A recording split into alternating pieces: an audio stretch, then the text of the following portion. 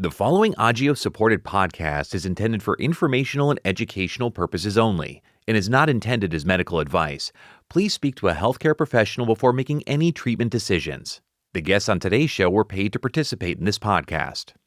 Hey Thal Pals, it's your fellow patient advocate, NinaMaria, and you're listening to Thal Pals, the Alpha Beta Revolution. I'm here with a very special guest, and I'm going to let him introduce himself. Thank you, NinaMaria. It's really great to be here with Thal Pals. I'm Sujit Sheth. I'm a red cell doctor, and I treat patients with all kinds of red cell disorders, including thalassemia, sickle cell anemia, and various other conditions as well. It's great to be here. Thank you for being here. So, I know you've dedicated a large portion of your career to patients with thalassemia. Why? What's behind that? What's the motivation there? The motivation started in medical school, and it really came about from seeing patients, and I went to medical school in India, where thalassemia is very, very, very prevalent. They probably have over 125,000 patients with thalassemia in India, with probably 30,000 being born every year, 20 to 30,000 being born every year. So huge burden of disease. And it just pained me to see how difficult life was for these. And these were kids, because they started transfusions early in life, and then they would invariably have complications, mostly related to iron overload. And very few of them made it past their 12th or 15th birthday. And it was something that just I got passionate about, because I felt like if I could do something to contribute to their improved care, to their improved life expectancy, that would be something that would, be a great legacy for me, and something that would make me feel really satisfied that I'd actually achieved something. Hey, incredible. I love that. So now that we know a little bit about you and your career path, we want to talk about care team and assembling a care team. What is it important? Why is it important? I think assembling a care team is the most important thing that a thalassemia patient can have. And why is that? Thalassemia is a lifelong disease, right? It's genetic. You're born with it, and it stays with you for all of your life. And if you don't have the right care team, the right doctors, nurses, social workers, support systems, then we know that outcomes are not going to be as good as if you did have that team. So assembling that team is really critical, because it is something that has to happen consistently, month after month, year after year, and everybody has to be on the same page. Everybody has to be communicating with each other, coming up with a plan that actually works, individualizing that plan, and again, knowing enough about the condition, knowing enough about what kinds of complications one might have is important as well. So you need to assemble that team that is well versed in thalassemia care and is not afraid to communicate on a very open level on a regular basis, whichever way they communicate, whether it's communicating directly, calling each other, emailing each other, texting, whatever it is. That communication amongst that care team is really, really important. Agios is a biopharmaceutical company that's fueled by connections with patient communities, healthcare professionals, partners, and each other. Building on these connections and the company's unmatched leadership in PK activation, Agios is pioneering therapies for rare blood disorders, including PK deficiency, thalassemia, and sickle cell disease. To learn more about thalassemia, visit rethinkthalassemia.com. To join the conversation with other patient allies, follow us on Instagram at Ally Voices Rising. That's Ally, A-L-L-Y, Voices Rising. And so I know you listed a few, but who are the major players in this care team? Like, who should patients make sure that they have on their team? So we have a thalassemia program, a thalassemia center in New York, right? And I think the critical elements of that are you need to have at least two physicians. You need to have a pediatric hematologist, and you need to have an adult hematologist. It's always great if you have an advanced practice person like a nurse practitioner or a PA who is solely dedicated to your program, or does other red cell disorders as well, so hemoglobinopathies in general. Because some centers may not have that many thalassemia patients, And so you might say, do you need to have one nurse practitioner just for, 12 patients or whatever, right? So, but focus on the same sorts of conditions. So, as a hematologist that's dedicated red cells, like I said, I take care of thalassemia patients, I take care of sickle cell patients, I take care of patients with pyruvate kinase deficiency, hereditary spherocytosis, all kinds of other conditions. So again, having a hematologist that is dedicated to that sort of broader or narrower spectrum of diseases is really important. So an adult person, a pediatric person, a nurse practitioner or a PA that sort of holds the whole program together, that's the glue. That is also the person who helps with the transition from the pediatric age group to the adult age group. So if you have continuity there, that's really important. And then add to that subspecialists that you might need. You might need a cardiologist on the team, you might need a gastroenterologist on the team, a hepatologist on the team. You want to have a transplanter on the team as well, in case it comes up that, okay, there's the opportunity to have a bone marrow transplant, or there's an opportunity for gene therapy. So these are also people that need to be involved with that team. And then the support staff, for kids, child life therapist, a psychologist, if you can have one, really important. It doesn't have to be a dedicated psychologist to the thalassemia program, but a psychologist that is available to, debrief, especially kids who don't communicate that easily if they have a stressor in their lives. And thalassemia can be a major stressor in their lives. So a social worker, a psychologist, somebody who can, address those kinds of things, who's trained to address those kinds of things is also really important. I love that you touched on the psychology aspect of it. I think that's something we seem to overlook very often, especially in kids. And that's huge. So from a doctor's perspective, if you're, you have a patient with thalassemia as their, lead specialist, how do you help this patient kind of gather the full care that they need? So the most important thing is individualizing care. You have to make sure that you address a patient's individual needs, right? It's not one size fits all. It's not that I can treat, I have 4 patients, they're all between the ages of 12 and 16, all of them are transfusion dependent patients. I can't treat them all the same because they have different needs. Their approach is different, their individual problems may be different. One may be more iron overloaded than the other. One might require fewer transfusions, one might have whatever, other issues dealing with their chelation therapy. So individualizing the approach is absolutely key. So the first thing I do if I'm meeting somebody for the first time is to get a broad sense of where they're coming from, what their experience with thalassemia has been so far, what their expectations are out of a therapy, and how motivated and committed are they to their own care. Because that is also a critical part of, it's a partnership. It's not just me providing treatment. It's a partnership. And if the patient is not also invested in their own care, it doesn't work. So part of what I have to do is to motivate. And every single time I see them, I'm asking about how compliant they've been with their chelation therapy.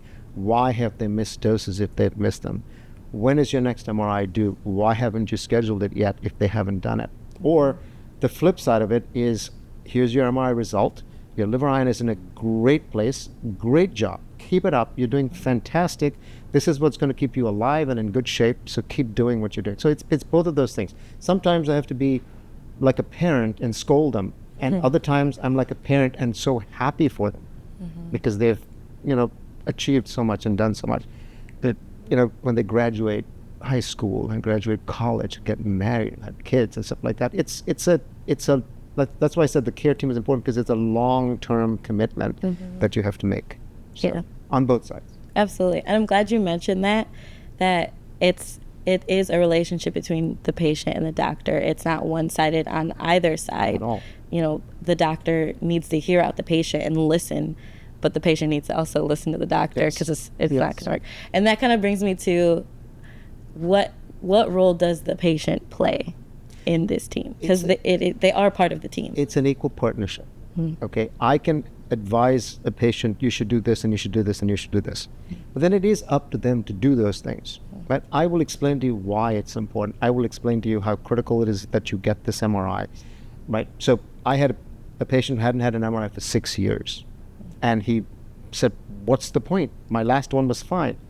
I said, well, things change in 6 years. It's been 6 years. It's not like it's been 2. It's been 6 years. We should get an MRI. And so we had this back and forth. And finally he was convinced, because the reason he didn't want to get one is he's claustrophobic. And he just doesn't want to get into an MRI machine. So we went through this whole thing, and I said, just try it. Go. And if you absolutely can't handle it, don't do it. We'll figure out something else.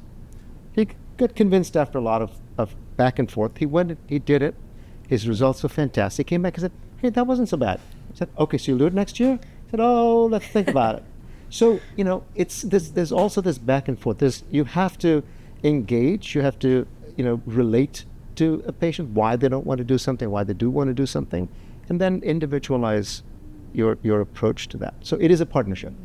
Both parties have to be, actually all parties have to be involved, right? And if you are committed that way, the outcomes will be really good. Absolutely. And I think too, like you said, this is a long journey, so you create this. It's not your typical like doctor-patient relationship. It's not, I see you once a year and you like poke at my knee and, look at my eyes. Like it's much deeper than that. I try to make it a point to see every patient at every transfusion visit, even if it's just to say hello. Yes. And again, say, you've been good with your chelation, right? Because that's the thing that's going to keep you going. So that is absolutely critical. Have that relationship. I, recently went to one of my patients I've been taking care of since she was 7, who got married, and she seated me right next to her father. It was like, no, you're that important. You're going to sit right there.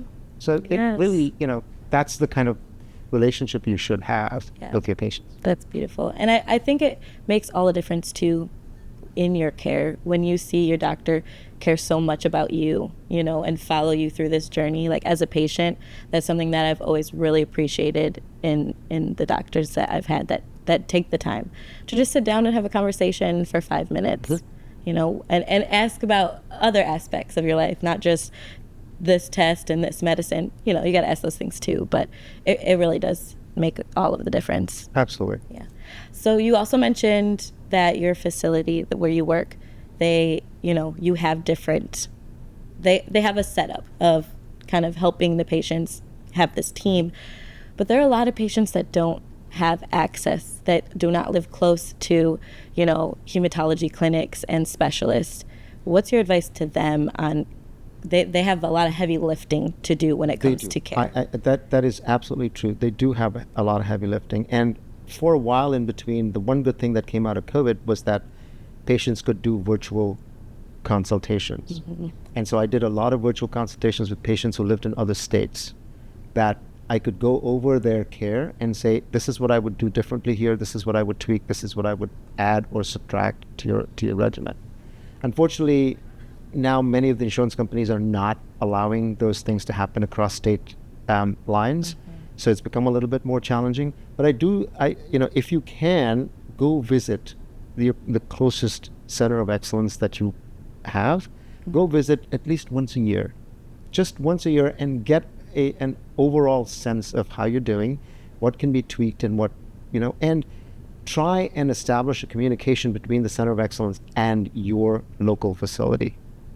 I collaborate with several hematologists who transfuse patients remote as in not at my center, but at a center that's local for the patient.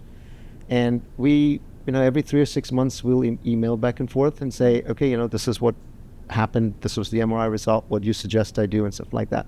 I have no problem doing that, because it's really important that the care be as collaborative and as, up to date as possible. So I would encourage patients to try and make that trip, or encourage their hematologist to speak with a center of excellence and say, can we go over this patient's course, and can we see what can be tweaked, what can be improved, what else can be done to optimize care. So try and encourage that communication. Interesting. So when it comes to that, if a patient is feeling, say they don't go to a specialist that knows about thalassemia, and they don't feel like their doctor, they're not getting the care that they should, what can they do to kind of like supplement? So they can reach out directly. So many of us have websites, our thalassemia programs have websites that you can email, and one of us will read the email and can try and advise and try and help. Sometimes it's very difficult because, for instance, a patient who is the only or one of two patients with thalassemia that is being managed by primarily an adult oncologist, right, who has so many other patients with cancer that he thinks or she thinks are so much sicker than the thalassemia patient. So the thalassemia patient takes sort of a back seat. Not appropriate, right? Every single patient should get the attention that they need and that they deserve. And so in situations like that, it is important that the patient advocates for himself, herself as well, and says, look, I've read, these are the new things that are happening, can we have a conversation about it? And that sort of will push a provider who is not up to date to try and get up to date. And if they don't, and if they just kind of poo-poo it and say, oh, that's not for you kind of thing, ask why. So I think advocating for yourself is really important. Now, again, there's a fine line. Right? You can't demand and expect things that are not reasonable. Right? You have to find that right balance from the patient's standpoint as well, to set reasonable expectations and reasonable time frames as to when somebody will get back to you with the additional information and stuff like that. But if you can, as a patient, find a center of excellence and try and go there, once a year. Sometimes it's hard to do, but it's definitely worthwhile, I think. And would you advise patients to kind of take the initiative to, go to get those tests done if their doctor isn't kind of helping them with that, like, your endocrine, your MRIs, things like that? Should they just take the lead in that? They should advocate for themselves. They should, the good thing is that there's so much available online. The guidelines, the guidelines from the Thalassemia International Federation, the guidelines from the Cooley's Anemia Foundation, they're available online. Okay, there are companies that are putting out the guidelines for monitoring guidelines. These are accessible to anybody, right? So a patient can print those out, take it to their hematologist, and say, look, these are the guidelines. This is an international federation that's recommending those. This is the Cooley's Anemia Foundation that's recommending these guidelines. You have to, in an appropriate way, advocate for yourself, and then hopefully get it done. Yeah, I think patients, especially when it comes to thalassemia or any really, rare chronic disorder, you really do have to be your own advocate. Absolutely. You have to take that extra initiative. Because no one else is going to do it for you. Right. Do you have any other advice on just how patients can be empowered in their own care team? Yeah, I think patients should also be up to date. Right? They should, and again, this is all available online. Yeah. Go to reputable forums where these things are posted, or go to thalassemia centers' websites where things are posted and updated. But they should keep up to date themselves as well. They should know what the recommendations for monitoring are. They should know what to do in certain situations and not, right? And again, in this day and age, because we have the internet, everything is accessible. Now, that said, there's plenty of information that's not accurate, that's not appropriate. So caution is, go to reputable websites, go to, where you have some semblance of certainty that this is valid information, and keep yourself up to date as well with what is happening, so that you can then ask specific questions as well. So that's really important, though. Absolutely. Do you have any specific resources that you suggest to your patients? I think the TIFF, the Thalassemia International Federation guide website, the Cooley's Anemia Foundation website are two easy to access, easy to navigate websites as well, where things are kept up to date.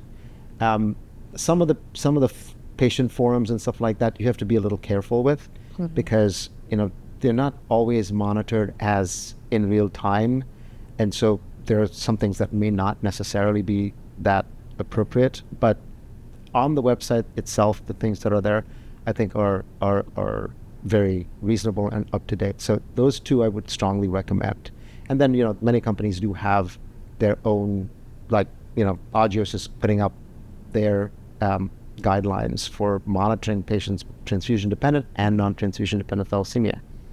This is based on recommendations from experts that have all gotten together and agreed to, okay, these are the things that we should have on there. And they're very U.S. specific, Right. because it takes into account the guidelines from TIFF, but it is very U.S. specific as well. Right. So those kinds of things are. But again, it has to be you have to be sure that what you're reading is not just some random person has put it up there. Right. That it is actually validated information. Absolutely.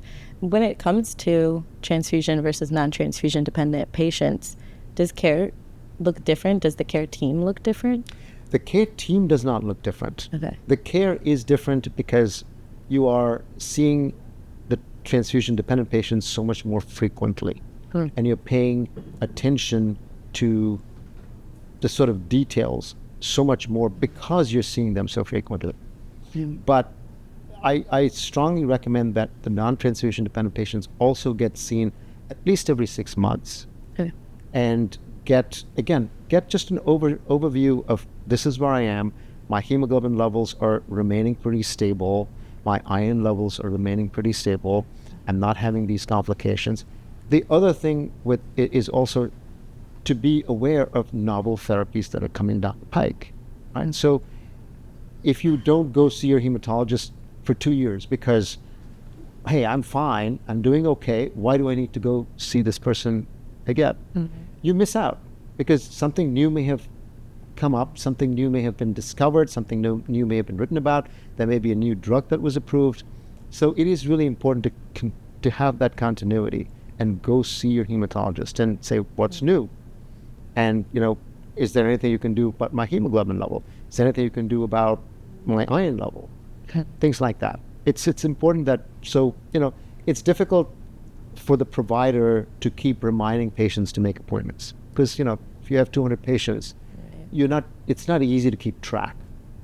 But if the patient proactively says, no, it's been 6 months, I should go again, make an appointment, that really makes a big difference, I think. Yeah, that's where the patient comes in and Yes, advocating for themselves. as I said, it's a partnership, and all parties have to be on the same page. Right. You really have to, you're not always going to have a parent telling you, go, go, go. You have to do that for yourself, because your doctor's not going to do it either. I think the only other thing that I will say is I would encourage all thalassemia patients to be optimistic for the future, because there's so much coming down the pike. There's so much research. There's so many clinical trials. There's so much happening. And, we've advanced technology so far that when I was in medical school, did I ever think that we could alter genes and do something like gene therapy? Never in my wildest dreams did I think in my lifetime that this would happen. Here we have 2 therapies that are approved for clinical use. That, so I think optimism is important. And the other thing that I will say is you have to be on the straight and narrow path. When you have a chronic condition, you cannot dilly-dally. You cannot lose your path. This happens a lot with teenagers. Yeah. That's normal. But you have to work towards getting back on track. So that is really, really, really important. All of us as teenagers did things that we knew were silly, because we thought, we're indestructible and we'll be fine. But especially for individuals who have a chronic condition, it is important to try and absolutely stay on the straight and narrow. Yeah, I think discipline is it's a skill and it's a practice. I think even, in my own journey, as a young adult now, that's something I still am grasping, but that foundation, like, it carries you. And, like, yes, it can be exhausting and Yes. annoying, Yes. but that has to be priority, because nothing else in your life is going to flourish if you are not feeling well and successful in your own care. So that's Absolutely. like top. Absolutely. I just literally last week had this sit down and have a serious conversation type of thing with one of my 20-year-olds. And, he had missed a couple of appointments. He told me he had, I ran out of medication. So I called the company and they said they can't have it for 7 days. It's like, why did you run out? What? Were you not paying attention? That, look, my bottle is almost empty. I need to call before it runs out. So I gave him this whole lecture, and he just looked at me, and I said, I'm doing all of this stuff because I care. And If you want me to just give up on you, you tell me, and I'll give up on you. I won't. But you tell me, okay, I don't want to hear these lectures. Let me do what I want to do. And but that's not going to be good for you. So at the end of it, it was like, and I've known him all of his life, essentially. And he's like, you're right. I've been thinking about it, and I really need to get back. I said, okay, next time we sit down, and I'm going to ask you all of these things. What did you think about? What do you think about this? What do you think about this? What are you going to do about this? What are you going to do about this? And so in 2 weeks, when he comes back, we're going to have another serious conversation. And that's what it takes, over and over and over again. I don't want to be overbearing. I don't want to be paternalistic. I'm not your dad, but I care. You need to care about your own health too. So you got to get back on track. And it happens at that age. Just, that's just how it is. Yeah. I mean, even as adults, it's like nothing. Just because it's not fun doesn't mean you still have to do things that aren't fun. You do. And You do. you have to care about yourself. You do. But think about it. He never had to stick himself with a Yeah. needle and do this. He's That's 20 what years first old. came to mind when you were saying how far we've come, because that's Right. where I started No, my journey. exactly. Was with Exactly. pokes every night, Right. and a pump So- across my shoulder as a think about 3-year-old. Exactly. Think about that. He never had to do that. He has to remember how lucky he is to have been born when he was born, Yeah. and not 40 years ago. Think about all these things. Think about the progress that we made and how lucky you are. Yeah. The risk of you getting hepatitis or HIV is practically zero. But if you were born in the 70s and 80s, chances are you were exposed and you might have gotten it. Yeah. So again, you have so much going for you. Stay on the straight and narrow. Yeah. Really important. And that goes back to the hope. Like, I think comparing does help to think like, okay, it could have been that, it was that, now it's not. So let's take the simplicity of it and appreciate Yes. and keep moving. Really important. Amazing. Thank you so much for sitting down and taking time and sharing your wisdom with us, Dr. Thank you for having me. I don't know about wisdom. Thank you for having us. Yeah. Thank you, Thal Pals, so much for listening to this episode. Don't forget to like, subscribe, share with your friends, your fellow patients, your doctors, your family, everyone you want to, and join us next time.